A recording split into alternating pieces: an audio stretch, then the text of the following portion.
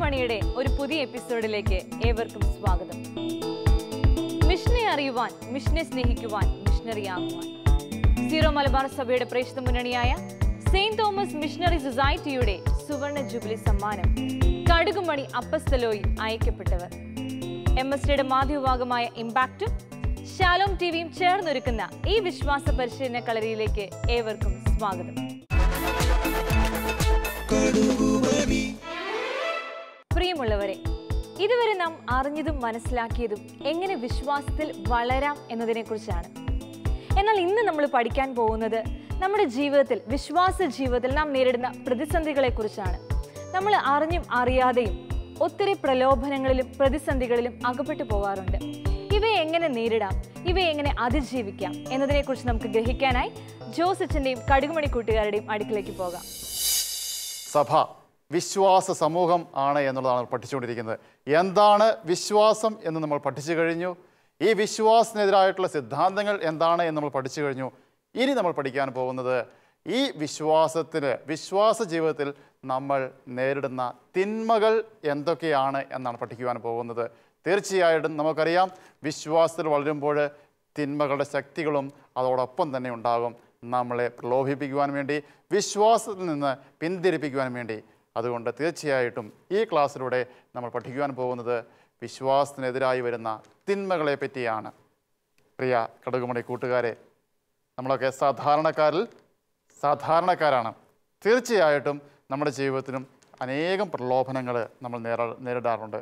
നിങ്ങൾ സ്കൂളിൽ പോകുന്നവരാണ്, രാവിലെ വീട്ടിൽ നിന്ന് ഇറങ്ങിയാണ് വൈകുന്നേരം വരെ സ്കൂളിൽ കൂട്ടുകാരോടൊപ്പമായിരിക്കുന്നവരാണ്. സാധാരണ ജീവിതത്തിൽ നിങ്ങൾ നേരിടുന്ന ഒന്ന് രണ്ട് തിന്മകളെന്ന് പറയാമോ? യെസ്, ദ്രവ്യാഗ്രഹം. Very good. എങ്ങനെയാണത് ജീവിതത്തിൽ? പണത്തിനോടുള്ള അമിതമായ ആഗ്രഹം. ഓക്കെ, ജീവിതത്തിൽ അനുഭവപ്പെടുന്നുണ്ടോ? ചെയ്തിട്ടുണ്ടോ? ചെയ്തിട്ടില്ല, അല്ല എക്സ്പീരിയൻസ് ഉണ്ടല്ലോ. ഓക്കെ, മോഷണം. Okay, very good. നമുക്കറിയാലോ, നമ്മൾ കൈ നനയാതെ മീൻ പിടിക്കുക എന്നൊക്കെ പറയുന്നത് പോലെ. അപ്പോൾ അതുകൊണ്ട് അതാണ് ദ്രവ്യാഗ്രഹം, അല്ലെ പണത്തിനോട് അമിതമായ ആഗ്രഹമുള്ളത്. ഈ സൈഡിൽ നിന്ന് ആരെങ്കിലും എന്തെങ്കിലും പറയുന്നുണ്ടോ? ഓക്കെ, തെരേസ്. വൃദ്ധഭാഷണം. ഓക്കെ, വ്യർത്ഥഭാഷണം നടത്തുന്നത്, അല്ലെങ്കിൽ നമുക്ക് ആവശ്യമില്ലാത്ത കാര്യങ്ങൾ നമുക്കുണ്ട് എന്ന് പറഞ്ഞുകൊണ്ട് വ്യർത്ഥാഭിമാനം നടത്തുന്നത്. ഓക്കെ, അപ്പോൾ ഇതുപോലുള്ള തിന്മകളിലേക്കാണ് നമ്മൾ കടക്കുന്നത്, കാണുന്നത്, പഠിക്കുവാൻ പോകുന്നത്. അതിനു മുമ്പായിട്ട് പൗലോസ് കൃത്യമായിട്ട് പറഞ്ഞിട്ടുണ്ട്, തൻ്റെ ലേഖനത്തിലൂടെ നമ്മളെ പഠിപ്പിക്കുന്നുണ്ട് എന്താണ് ഈ പ്രലോഭനങ്ങൾ, എന്താണ് ഈ തിന്മയുടെ ശക്തികളെന്ന്. നമുക്ക് ദിയ വായിക്കുന്നു. കൊളോസ്യർ എഴുതിയ ലേഖനം 3:5. ഓക്കെ, അതുകൊണ്ട് നിങ്ങളിൽ ഭൗമികമായിട്ടുള്ളതെല്ലാം, അസന്മാർഗികത, അശുദ്ധി, മനക്ഷോഭം, ദുർവിചാരങ്ങൾ, വിഗ്രഹാരാധന തന്നെയായ ദ്രവ്യാസക്തി, ഇവയെല്ലാം നശിപ്പിക്കുവിൻ. Okay, very good. കണ്ടോ, പൗലോസ് കൃത്യമായിട്ട് പറഞ്ഞിട്ടുണ്ട് ഏതൊക്കെയാണ് ഈ തിന്മകൾ എന്ന്. അപ്പോൾ ഇതിനെ ബേസ് ചെയ്തുകൊണ്ട് നമുക്ക് പഠിക്കാം ഏതൊക്കെയാണ്. ഒന്നാമതായിട്ട് ഓൾറെഡി സോന പറഞ്ഞതുപോലെ തന്നെ ദ്രവ്യാഗ്രഹം, പണത്തോടുള്ള അമിതമായ ആഗ്രഹം. അറിഞ്ഞോ അറിയാതെയോ ഒക്കെ നമ്മുടെ ജീവിതത്തിൽ വരുന്നതാണ്. പൗലോസ് വീണ്ടും പറയുന്നുണ്ട് 1 തിമോത്തിയോസിന്. എന്താണ് പറഞ്ഞിരിക്കുന്നത്? ആൽഫി വായിച്ചേ. 1 തിമോത്തിയോസ് 6:10. ഓക്കെ, ധനമോഹമാണ് എല്ലാ തിന്മകളുടെയും അടിസ്ഥാന കാരണം. ധനമോഹത്തിലൂടെ പലരും വിശ്വാസത്തിൽ നിന്ന് വ്യതിചലിച്ചു പോകാനും ഒട്ടേറെ വ്യഥകളാൽ തങ്ങളെ തന്നെ മുറിപ്പെടുത്താനും ഇടയുണ്ട്. ധനമോഹമാണ് മറ്റ് എല്ലാ തിന്മകളുടെയും കാരണം. ഇത് വിശ്വാസത്തിൽ നിന്ന് വ്യതിചലിച്ചു പോകാൻ പോലും സാധ്യതയുണ്ടെന്നാണ് പൗലോസ് കൃത്യമായിട്ട് പറഞ്ഞിരിക്കുന്നത്. തിമോത്തിയോസിന്റെ എഴുതിയ ലേഖനത്തിൽ 6-ാമത്തെ അധ്യായത്തിൽ 10-ാമത്തെ വാക്യത്തിൽ പറഞ്ഞിരിക്കുകയാണ്. നോക്കിയേ, നമ്മൾ അറിഞ്ഞോ അറിയാതെയാണ്, നമുക്കറിയാം നമ്മുടെ ജീവിതത്തിൽ ഇതുതന്നെ സംഭവിക്കുന്നത്. സ്കൂളിലേക്ക് പോകുമ്പോഴത്തേക്ക് നമുക്ക് പൈസ വേണം.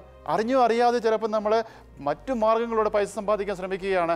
അത് നമ്മുടെ ഈ കൊച്ചു ജീവിതത്തിൽ, അല്ലെങ്കിൽ ഇത് ലോകത്തിലേക്ക് തിരിഞ്ഞു നോക്കി ഇത് തന്നെയാണ് നമ്മൾ കാണുന്നത്. നമ്മൾ അധ്വാനിക്കാതെ പൈസ ഉണ്ടാക്കുവാനുള്ള അമിതമായ ആഗ്രഹം.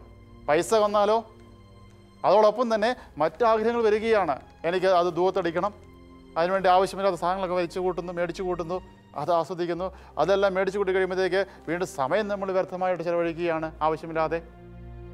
ഈ പൈസ കൊണ്ട് നമ്മൾ സമ്പാദിച്ച കാര്യങ്ങൾ ഉപയോഗിക്കാൻ വേണ്ടി ഇവിടെ നമ്മൾ ചെയ്യേണ്ട ചെയ്തികൾ ചെയ്യാതെ നമ്മൾ ദൈവത്തിൽ അകന്നു പോകുന്നത്.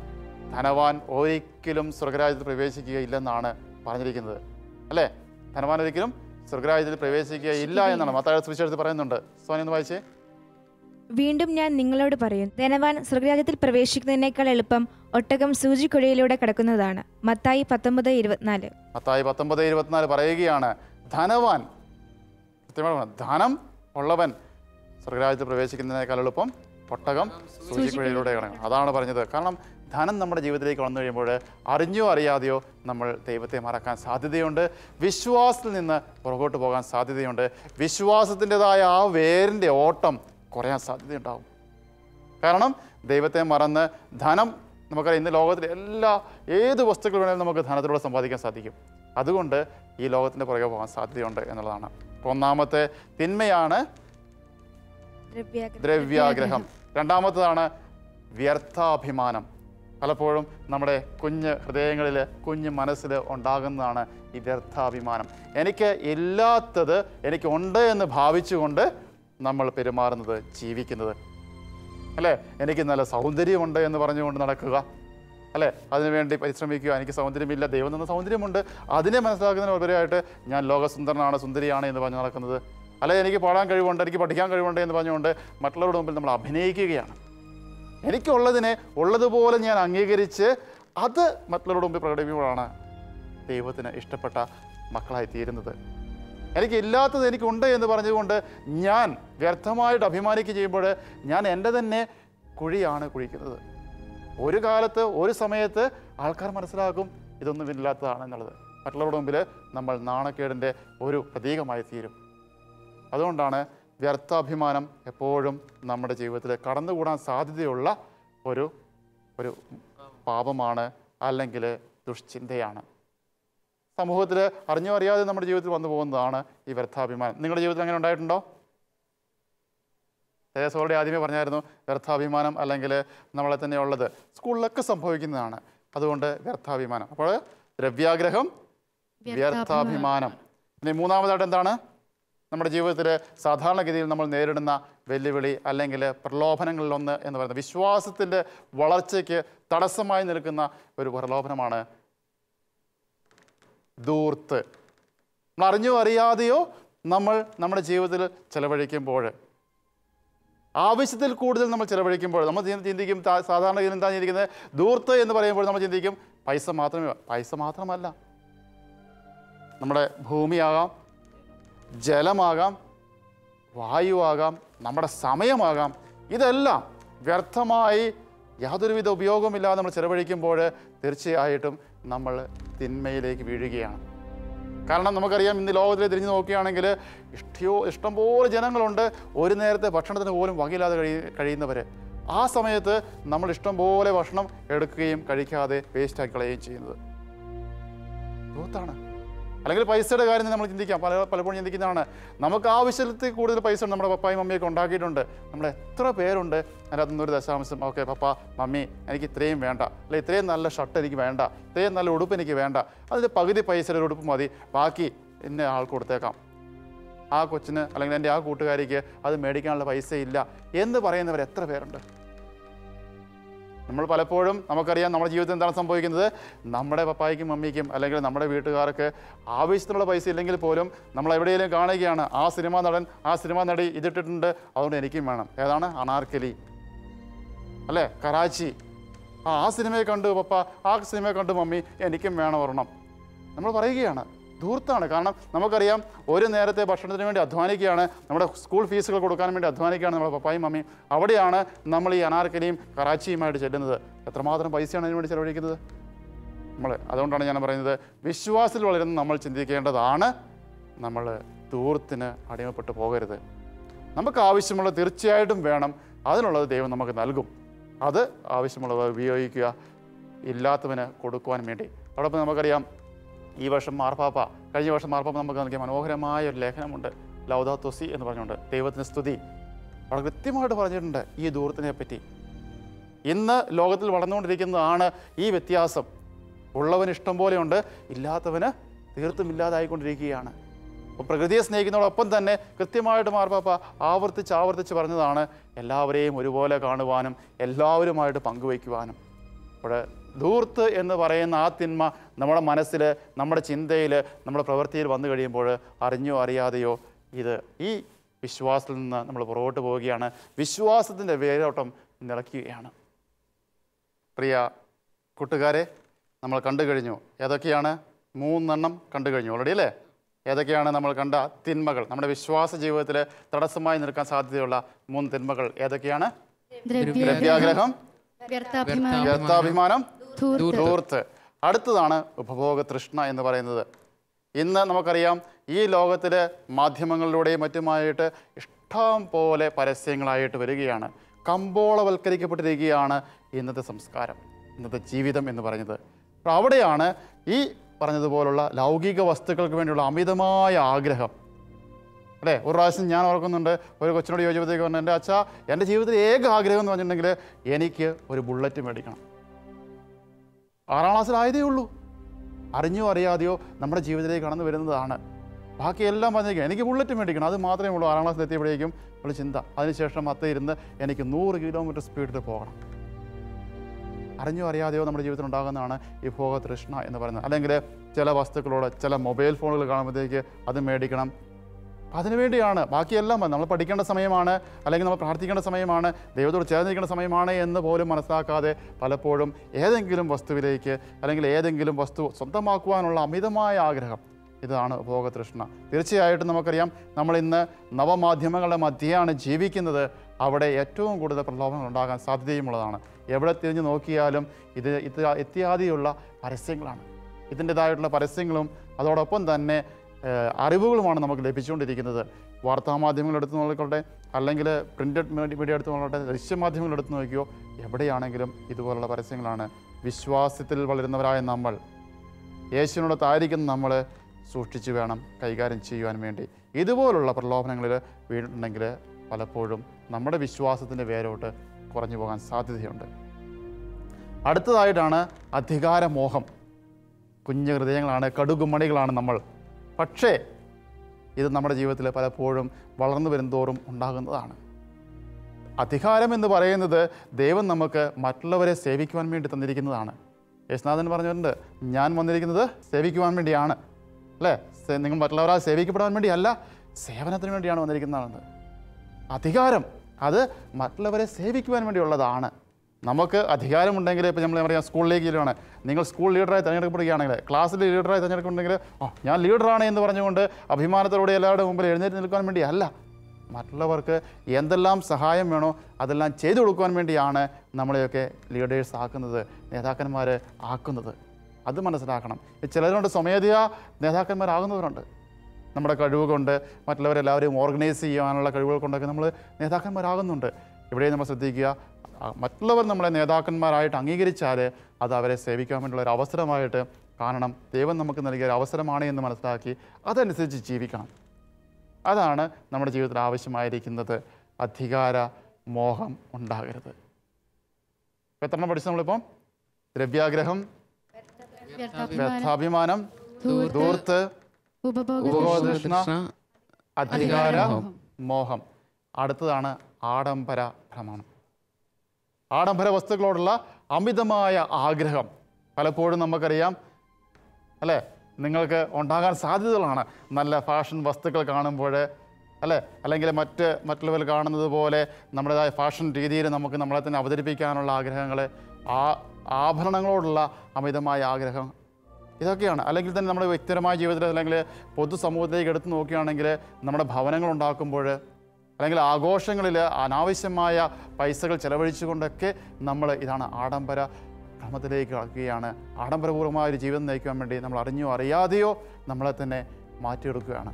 ഇവിടെ എല്ലാം സംഭവിക്കുന്നത് എന്താണെന്ന് വെച്ചിട്ടുണ്ടെങ്കിൽ വിശ്വാസത്തിൽ നമ്മൾ തളർന്നു പോവുകയാണ്, വിശ്വാസത്തിൽ നിന്ന് പുറകോട്ട് പോവുകയാണ്. ശ്രദ്ധിക്കണം, ഈ ലോകത്തിൻ്റെതായ ഈ തിന്മ പലപ്പോഴും പ്രത്യേകിച്ച് ഈ ആധുനിക യുഗത്തിൽ നമ്മളെ അതിക്രമിച്ചുകൊണ്ടിരിക്കുകയാണ്. അവിടെ നമ്മൾ അതിജീവിക്കേണ്ടത് ആവശ്യമാണ്. വിശ്വാസ ജീവിതത്തിൽ നമ്മൾ നേരിടാൻ സാധ്യതയുള്ള മറ്റൊരു തിന്മയാണ് സുഖലോലുപത അല്ലേ? സുഖിച്ച് ജീവിക്കണം, അലസത, അധ്വാനിക്കേണ്ട ആവശ്യമില്ല, നാളെയെപ്പറ്റി ചിന്തയില്ലാതെ ജീവിക്കുവാനുള്ള ഒരു പ്രലോഭനം നമ്മുടെ ജീവിതത്തിൽ ഉണ്ടാകാൻ സാധ്യതയുള്ളതാണ്. സുഖലോലുപത എന്ന് പറയുന്ന ആ തിന്മ നമ്മുടെ ജീവിതത്തെ, നമ്മുടെ വിശ്വാസ ജീവിതത്തെ കാർന്നു തിന്നുവാൻ സാധ്യതയുള്ളതാണ്. നമുക്കറിയാം, പലപ്പോഴും നമ്മുടെ ജീവിതത്തിൽ സംഭവിക്കുന്നതാണ്. ശനി ഞായർ അവധി ദിവസമാണെങ്കിൽ ഉറങ്ങാനുള്ള ദിവസമാണ് എന്ന് പറയുന്നവരുണ്ട്, അല്ലേ? ഞായറാഴ്ച അത്യാവശ്യം പള്ളിയിൽ പോകുന്നു, അതിനുശേഷം തിരിച്ചു വന്നതിന് ശേഷം സുഖമായിട്ട് കിടന്നുറങ്ങുന്നു. ഇതൊന്നുമല്ല. ഇതൊക്കെ നമുക്കറിയാലോ, കിട്ടുന്ന സമയങ്ങൾ കൂടുതൽ അറിവ് നേടുവാൻ വേണ്ടി, വിശ്വാസത്തിൽ വളരുവാൻ വേണ്ടി നമ്മൾ ഉപയോഗിക്കണം. അലസൻ്റെ മനസ്സ് പിശാചിൻ്റെ പണിപ്പുരയാണ്. അപ്പോൾ സ്വർഗ്ഗലോകത്തിലേക്ക് പോകുമ്പോഴേക്കും അലസമായി ജീവിക്കുവാനുള്ള പ്രവണത നമ്മുടെ ജീവിതത്തിൽ ഉണ്ടാകുമ്പോൾ തീർച്ചയായിട്ടും പിശാചിൻ്റെ പണിപ്പുരയായി തീരാൻ സാധ്യതയുണ്ട്. നമ്മുടെ മനസ്സുകൾ, നമ്മുടെ ഹൃദയങ്ങൾ, നമ്മുടെ ജീവിതങ്ങൾ. അവിടെ നമുക്കറിയാലോ, നമ്മൾ അലസമായി ജീവിക്കുമ്പോൾ, സുഖലോലുപതയിൽ മുഴുകി ജീവിക്കുമ്പോൾ തീർച്ചയായിട്ടും മറ്റ് പാപങ്ങളും നമ്മുടെ ജീവിതത്തിലേക്ക് കടന്നു വരാൻ സാധ്യത കൂടുതലുണ്ട്. മറ്റ് തിന്മകൾ, നമ്മളിതിനു മുമ്പ് കണ്ട തിന്മകളൊക്കെ കാരണം നമുക്ക് വേറെ ഒന്നും ചിന്തിക്കുവാനില്ല, വേറൊന്നും പ്രവർത്തിക്കുവാനില്ല. അപ്പോൾ നമ്മുടെ മനസ്സ് പല കാര്യങ്ങളെപ്പറ്റി ചിന്തിക്കും. ഇതുപോലുള്ള തിന്മകൾ നമ്മുടെ മനസ്സിലേക്ക് കൂടുതലായിട്ട് കടന്നു വരാൻ സാധ്യതയുണ്ട്. അതുകൊണ്ട് സുഖലോലുപത തീർച്ചയായിട്ടും നമ്മുടെ വിശ്വാസ ജീവിതത്തിന് തളർച്ച സംഭവിക്കാൻ സാധ്യതയുള്ള മറ്റൊരു തിന്മയാണ്.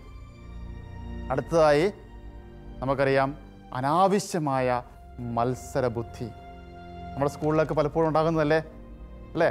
പഠിക്കുന്നവർ തമ്മിലുള്ള മത്സരബുദ്ധി, അല്ലെങ്കിൽ മറ്റുള്ളവർ പഠിക്കാതിരിക്കാൻ വേണ്ടി ഒരിക്കൽ ഞാൻ ഓർക്കുന്നുണ്ട്, ടെക്സ്റ്റ് ബുക്ക് എടുത്ത് മാറ്റി വയ്ക്കുകയാണ്. പരീക്ഷയുടെ തലേദിവസം അല്ലേ എഴുതി വെച്ചിരുന്ന നോട്ട് ബുക്ക് എടുത്തുകൊണ്ട് പോവുകയാണ് കൂട്ടുകാരിയുടെ. എന്തിനു വേണ്ടിയാണ്? അവൻ ഇന്ന് പോയി പഠിക്കണം, അവൾ ഇന്ന് പോയി പഠിക്കേണ്ട, പഠിച്ചിട്ടുണ്ടെങ്കിൽ എന്നേക്കാൾ കൂടുതൽ മാർക്ക് നാളെ മേടിക്കും. അനാവശ്യമായ മത്സരബുദ്ധികൾ പ്രത്യേകിച്ച് പ്രിയ മാതാപിതാക്കളെ നമ്മുടെ ജീവിതത്തിൽ സംഭവിക്കുന്നതാണ്. നമ്മുടെ കുഞ്ഞുങ്ങളെ അനാവശ്യമായ മത്സരത്തിലേക്ക്, മത്സരബുദ്ധിയിലേക്ക് നയിക്കുന്ന ഒരു പ്രവണത ഇന്ന് വളരെയേറെ കാണാറുണ്ട്. പഠനകാര്യത്തിലായിക്കൊള്ളട്ടെ, മറ്റേത് കാര്യത്തിലായിക്കൊള്ളട്ടെ, മറ്റുള്ളവരെക്കാൾ മുൻപന്തിയിൽ എൻ്റെ കൊച്ചു നിൽക്കണമെന്ന് പറഞ്ഞുകൊണ്ട് അനാവശ്യമായ, ആവശ്യത്തിന് മത്സരങ്ങൾ ആവശ്യമാണ്, വളർത്തണം. പക്ഷേ അറിഞ്ഞോ അറിയാതെയോ നമ്മുടെ ജീവിതത്തിലും ഇതുപോലെ തന്നെ മറ്റുള്ളവരെ പരിഗണിക്കാതെ എൻ്റെ കാര്യം മാത്രം നോക്കി ഞാൻ മാത്രം വേണം ജയിക്കുവാൻ വേണ്ടി എന്നുള്ള ബുദ്ധിയോടുകൂടി നമ്മൾ മുന്നോട്ട് നീങ്ങുന്നത് തീർച്ചയായിട്ടും അപകടത്തിലേക്ക് നയിക്കും. നമ്മുടെ വിശ്വാസ ജീവിതത്തിൽ നമുക്ക് തളർച്ച വരാൻ സാധ്യതയുണ്ട്. അതുകൊണ്ട് അനാവശ്യമായ മത്സരബുദ്ധി തീർച്ചയായിട്ടും നമ്മളെ തളർത്താൻ സാധ്യതയുണ്ട്. നമുക്കറിയാം വിശ്വാസ ജീവിതത്തിൽ നമ്മൾ നേരിടുന്ന തിന്മകളെ പറ്റിയാണ് നമ്മൾ പഠിച്ചുകൊണ്ടിരിക്കുന്നത്. ഒരെണ്ണം കൂടി ഞാൻ നിങ്ങളുമായിട്ട് പങ്കുവയ്ക്കാം. ഏതാണെന്നറിയണ്ടേ? ഏതായിരിക്കണം? നമ്മൾ എത്ര എണ്ണം പഠിച്ചിപ്പം? 8 എണ്ണം പഠിച്ചു കഴിഞ്ഞിരിക്കുകയാണ്. അവസാനത്താണ് വ്യക്തിപൂജ. അറിഞ്ഞോ അറിയാതെയോ നമ്മുടെ ജീവിതത്തിൽ നമ്മൾ നമ്മളെ തന്നെ ദൈവത്തേക്കാൾ വലുതാണ്, വലിയവരാണ് എന്ന് പറഞ്ഞുകൊണ്ട് നമ്മൾ സ്ഥാപിക്കുന്നതുണ്ട്. നമ്മുടെ ജീവിതത്തെ തന്നെ, അല്ലെങ്കിൽ ചില വ്യക്തികളെ ദൈവത്തേക്കാൾ വലിയവരായിട്ട് കണ്ടുകൊണ്ട് ചില വ്യക്തി ദൈവങ്ങളെ, ആൾ ദൈവങ്ങളെ നമ്മുടെ മനസ്സിൽ സ്ഥാപിക്കുന്നതായ ഒരു പ്രവണത. ചിലപ്പോൾ ചില ഗെയിമുകളിലൊക്കെ മുന്തി നിൽക്കുന്നവരായിരിക്കും, നന്നായിട്ട് കളിക്കുന്നവരായിരിക്കും, അവിടെ ദൈവത്തിൻ്റെതായിട്ട്, അല്ലെങ്കിൽ സമ്പാദ്യത്തിൽ ഏറ്റവും കൂടുതൽ സമ്പാദിച്ച മനുഷ്യനായിരിക്കും, അവരെ ദൈവങ്ങളായിട്ട്, ആൾ ദൈവങ്ങളെ ഈ ലോകത്ത് സ്ഥാപിക്കുന്നത് തീർച്ചയായിട്ടും നമ്മുടെ വിശ്വാസം, പ്രത്യേകിച്ച് നമ്മുടെ ജീവിതത്തിൽ ഞാൻ ഇന്നലെ കഴിഞ്ഞ ദിവസത്തെ ക്ലാസ്സിലൊക്കെ പറഞ്ഞതുപോലെ തന്നെ നമ്മുടെ പാഠപുസ്തകങ്ങളിലേക്ക് എടുത്ത് നോക്കിയാൽ നമുക്കറിയാൻ സാധിക്കും, അവിടെ നമ്മൾ വെച്ചിരിക്കുന്ന പടങ്ങൾ, അല്ലെങ്കിൽ നമ്മുടെയൊക്കെ മൊബൈൽ ഫോണുകളിലും നമ്മുടെ പുസ്തകത്തിൻ്റെ കവറിലൊക്കെ നമ്മൾ ഉപയോഗിക്കുന്ന കവറിലൊക്കെ ഉപയോഗിക്കുന്ന ചിത്രങ്ങൾ, ഇതൊക്കെ നോക്കി അറിയാം ഞാൻ ആരെയാണ് ഏറ്റവും കൂടുതൽ പ്രാധാന്യത്തോടു കൂടി കാണുന്നത്. വ്യക്തികളെയാണോ അതോ ദൈവത്തെയാണോ? ദൈവത്തിൻ്റെ പടമുള്ള ഒരു പുസ്തക കവർ നമുക്കുണ്ടെങ്കിൽ, ദൈവത്തിൻ്റെ പടം നമ്മൾ ബുക്ക് മാർക്കാക്കി വെക്കുന്ന പുസ്തകങ്ങളുണ്ടെങ്കിൽ തീർച്ചയായിട്ടും നമുക്ക് അഭിമാനത്തോടെ പറയാൻ സാധിക്കും, എനിക്ക് ദൈവം മാത്രമാണുള്ളത്. അതല്ല എനിക്ക് ഇഷ്ടപ്പെട്ട സിനിമാ നടൻ്റെയും സിനിമാ നടിയുടെയും അതോടൊപ്പം തന്നെ മറ്റ് വ്യക്തികളെയുമാണ് നമ്മൾ ഇതുപോലെ കൊണ്ടു നടക്കുന്നതെങ്കിൽ ഞാൻ പറയുകയാണ്, ഈ തിന്മയിലേക്കാണ് നമ്മൾ വീഴുന്നത്. വ്യക്തിപൂജ എന്ന് പറയുന്നത്. അതോടൊപ്പം തന്നെ എന്നെ തന്നെ ദൈവത്തെക്കാൾ വലിയവനായി കാണുമ്പോൾ തീർച്ചയായിട്ടും ഞാൻ ദൈവത്തെ തള്ളിപ്പറയും. എനിക്ക് നല്ല ബുദ്ധിയുണ്ട്, എനിക്ക് നല്ല കഴിവുണ്ട് എന്ന് പറഞ്ഞുകൊണ്ട് ഞാൻ പരീക്ഷ എഴുതാൻ പോവുകയും, ഞാനാണ് ബുദ്ധിമാൻ, എനിക്കാണ് കഴിവുണ്ട്, ഞാൻ പരീക്ഷ എഴുതി ജയിക്കുമെന്ന് പറഞ്ഞുകൊണ്ട് ഞാൻ പരീക്ഷയ്ക്ക് പോവുകയും അവസാനം പരീക്ഷയ്ക്ക് മാർക്ക് കുറയുകയും ചെയ്യുമ്പോഴേക്ക് ഞാൻ ദൈവത്തെ തള്ളിപ്പറയും. എനിക്കെന്തുകൊണ്ട് സംഭവിച്ചു എന്ന് ചോദിച്ചുകൊണ്ട്, ഇത്രമാത്രം ബുദ്ധിയോട് എന്തുകൊണ്ട് സംഭവിച്ചു എന്ന് ചോദിച്ചുകൊണ്ട് ഞാൻ ദൈവത്തെ തള്ളിപ്പറയും.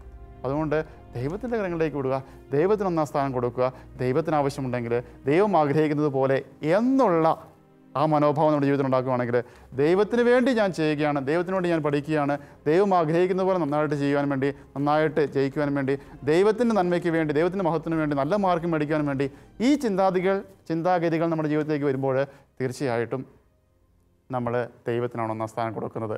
അതിനാൽ പ്രിയപ്പെട്ടവരെ, നമ്മൾ കണ്ടു എന്തൊക്കെയാണ് ഈ വിശ്വാസ ജീവിതത്തിൽ അല്ലെങ്കിൽ ക്രിസ്തീയ ജീവിതത്തിൽ നമ്മൾ നേരിടുന്ന തിന്മകൾ, വെല്ലുവിളികൾ എന്നുള്ളത്. തീർച്ചയായിട്ടും നമ്മുടെ ജീവിതത്തിൽ ഉണ്ടാകണം. കരുതലുണ്ടാകണം. വരും ക്ലാസ്സിൽ നമ്മൾ പഠിക്കാൻ പോകുന്നതാണ് ഈ തിന്മയ്ക്കെതിരെയുള്ള പോരാട്ടത്തെ പറ്റിയാണ് പഠിക്കുന്നത്. എങ്കിൽ കൂടി ഞാൻ പറയുകയാണ്, ദൈവത്തിന് പൂർണ്ണമായി വിട്ടുകൊടുക്കുക. ദൈവത്തിന് പൂർണ്ണമായി വിട്ടുകൊടുക്കുക. മനോഹരമായൊരു കഥയുണ്ട്, കടുകുമണി കഥ. യേശു വരികയാണ്. ആ ചേട്ടൻ്റെ അടുത്തേക്ക് വന്നിട്ട് പറയുകയാണ്, ഇതാ എനിക്ക് നിന്നോടൊപ്പം വസിക്കാം, നിനക്ക് നല്ലൊരു ഭവനം ഞാൻ പണിത് തരാം, നിന്നോടൊപ്പം ഞാൻ വസിക്കാം എന്ന് പറയുകയാണ്. സമ്മതിക്കുകയാണ്. യേശു എന്നോടൊപ്പം വസിക്കുന്നുണ്ടല്ലോ, സമ്മതമാണ്, പോരെ. എന്നാൽ യേശുവിന് വേണ്ടി പ്രത്യേകമായിട്ട് ഒരു മുറിയൊക്കെ ഒരുക്കി കൊടുത്തിരിക്കുകയാണ്. യേശുവിനെ ആ മുറിയിലാക്കിയിരിക്കുകയാണ്. അതിനുശേഷം അഭിമാനത്തോടുകൂടി നടക്കുകയാണ്, എനിക്ക് മനോഹരമായൊരു ഭവനമുണ്ട്, എന്നോടൊപ്പം യേശുവുണ്ട്, അതാ ഞാൻ യേശുവിന് വേണ്ടി മനോഹരമായൊരു മുറിയൊക്കെ ഒരുക്കി വെച്ചിട്ടുണ്ട്, അവിടെ ഉണ്ട് എന്ന് പറഞ്ഞുകൊണ്ട്. അന്ന് വൈകുന്നേരം അഭിമാനത്തോടുകൂടി കടക്കാൻ പോകുമ്പോഴത്തേക്കാണ് ആരോ വാതിലിന് മുട്ടുന്നത് കണ്ടു. അന്നേരം തുറന്നു നോക്കുമ്പോഴത്തേക്കുണ്ടാ പിശാച്. പേടിച്ചു പോയി. വേഗം കഥകെ തള്ളി അടച്ചതിന് ശേഷം വന്ന് പേടിച്ചാറിട്ട് കടന്നു. രാവിലെ എഴുന്നേറ്റപ്പോഴത്തേക്ക് യേശുവിനോട് പറയുകയാണ്, അങ്ങോട്ട് ഉണ്ടായിരുന്നിട്ടും എന്തുകൊണ്ട് ഇത് സംഭവിച്ചു? സാരമില്ല എന്ന് പറഞ്ഞുകൊണ്ട് ആശ്വസിപ്പിച്ച് കിടക്കാൻ വിടുകയാണ്. പിന്നെയും വന്നാരോ മുട്ടുന്നു. അതാ നോക്കുമ്പോൾ 2 പിശാചുകൾ. അങ്ങനെ ഇത് പല പ്രാവശ്യം ആവർത്തിച്ചപ്പോൾ യേശുവിനോട് ചോദിക്കുക, എന്തുകൊണ്ട് സംഭവിക്കുന്നു? അന്നേരം പറയുകയാണ്, നീ എനിക്ക് ഒരു മുറിയേ തന്നുള്ളൂ, ആ മുറിയിൽ എന്നെ ആക്കിയിരിക്കുകയാണ്, ആ മുറിയിലോട് കയറാൻ ഞാൻ സമ്മതിക്കില്ല, നീ മൊത്തമായിട്ട് എനിക്ക് വിട്ടുതാ. തീർച്ചയായിട്ടും ഒന്നും സംഭവിക്കുകയില്ല. ഇതാണ് നമ്മൾ ചെയ്യേണ്ടത്. പ്രിയ കടുകുമണി കൂട്ടുകാരെ, മുഴുവനുമായിട്ടും പൂർണ്ണമായിട്ടും യേശുവിന് വിട്ടുകൊടുക്കുക. തീർച്ചയായിട്ടും വിശ്വാസത്തിൽ നമുക്ക് വളരാൻ സാധിക്കും. പ്രിയ പ്രേക്ഷകരെ, വിശ്വാസ സമൂഹം ഇതാണ് നമ്മുടെയൊക്കെ അടിസ്ഥാനം. നമ്മളൊക്കെ ഒന്നിച്ച് വിശ്വസിച്ച് യേശുവിൻ്റെ കൈപിടിച്ച് മുന്നേറുന്നവരാണ്. തീർച്ചയായിട്ടും ഈ യേശുവിൻ്റെ കൈപിടിച്ച് മുന്നേറുമ്പോൾ നമ്മൾ പരാജയങ്ങൾ, പ്രലോഭനങ്ങളിൽ അകപ്പെടാൻ സാധ്യതയുണ്ട്. തിന്മകൾ നമ്മെ നോക്കി മാടി വിളിക്കുന്നുണ്ട്. ഇവിടെ അതിജീവിക്കണമെങ്കിൽ തീർച്ചയായിട്ടും ഇതെന്താണെന്ന് അറിയണം. ഈ തിന്മകൾ എന്താണെന്ന് അറിഞ്ഞതിന് ശേഷം യേശുവിൻ്റെ കൈ മുറുകെ പിടിച്ച് നമ്മളെ പൂർണ്ണമായി യേശുവിന് വിട്ടുകൊടുത്തുകൊണ്ട് ആ വിശ്വാസത്തിൽ ആഴപ്പെടണം. പ്രാർത്ഥനയിലൂടെ, സാമൂഹിക ജീവിതത്തിലൂടെ, കൗതാശിക ജീവിതത്തിലൂടെ നമുക്ക് മുന്നേറാം. അതുവഴിയായി ഈ തിന്മകളെയെല്ലാം പരാജയപ്പെടുത്തി യേശുവിന് വേണ്ടി ജീവിക്കാം. അതിനുള്ള കൃപ ദൈവം നിങ്ങൾക്ക് ഓരോരുത്തർക്കും നൽകട്ടെ. പ്രിയ കടുകുമണി കൂട്ടുകാരെ, ഇന്ന് നമ്മൾ പഠിച്ചത് വിശ്വാസ ജീവിതത്തിൽ നാം നേരിടേണ്ടി വരുന്ന പ്രലോഭനങ്ങളെ കുറിച്ചാണ്. ഏതൊക്കെയാണത്? ഒരു 2-3 പറയാമോ?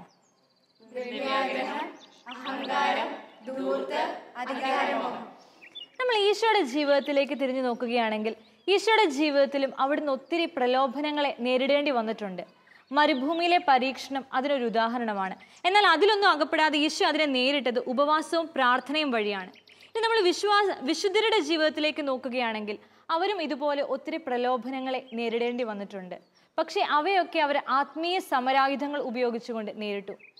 പ്രിയ പ്രേക്ഷകരെ, ഇതുപോലെ നിങ്ങളായിരിക്കുന്ന അവസ്ഥകളിൽ നിങ്ങളുടെ അനുദിന ജീവിതത്തിൽ പ്രലോഭനങ്ങൾ ഉണ്ടാകുമ്പോൾ അതിലൊന്നും വീണു പോകാതെ ധൈര്യപൂർവ്വം ആത്മീയ സമരായുധങ്ങൾ സ്വീകരിച്ചുകൊണ്ട് പ്രാർത്ഥനയിലൂടെയും ഉപവാസത്തിലൂടെയും അതിനെ ധൈര്യപൂർവ്വം നേരിടുക. ഇതോടുകൂടി ഇന്നത്തെ എപ്പിസോഡ് ഇവിടെ പൂർണ്ണമാകുന്നു. നന്ദി, നമസ്കാരം.